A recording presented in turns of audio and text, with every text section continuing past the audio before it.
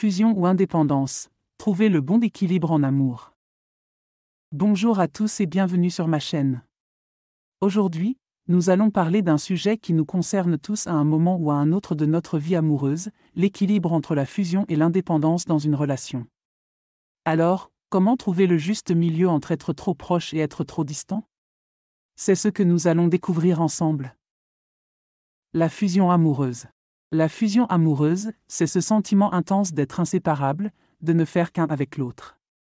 C'est une période d'euphorie où l'on souhaite passer tout notre temps ensemble, partager nos pensées, nos rêves et nos espoirs. C'est souvent ressenti au début d'une relation, lors de la lune de miel. Mais alors, pourquoi aimons-nous autant cette sensation de fusion? C'est parce qu'elle nous apporte sécurité, confort et affirmation. Être fusionnel signifie que nous sommes profondément connectés et investis émotionnellement dans la relation. Toutefois, la fusion extrême peut s'avérer problématique. Elle peut mener à une dépendance émotionnelle, où l'une des parties, ou les deux, se sentent incomplètes sans l'autre. Cela peut aussi entraver la croissance personnelle car les individus peuvent négliger leurs propres besoins et désirs au profit de la relation. L'indépendance en amour.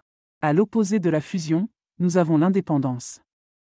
Être indépendant dans une relation signifie que chaque personne a sa propre vie, ses propres amis, ses propres passions et hobbies. L'indépendance permet de maintenir son individualité, de grandir séparément, mais aussi ensemble.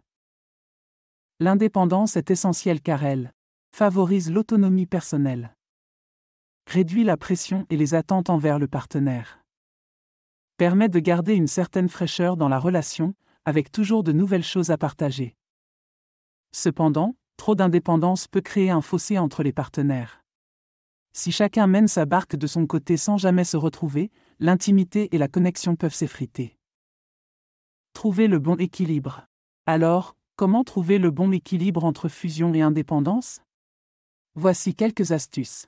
Communication. Discutez ouvertement avec votre partenaire de vos besoins et désirs. Cela permet d'ajuster le niveau de proximité et d'indépendance de manière à ce que les deux parties soient satisfaites.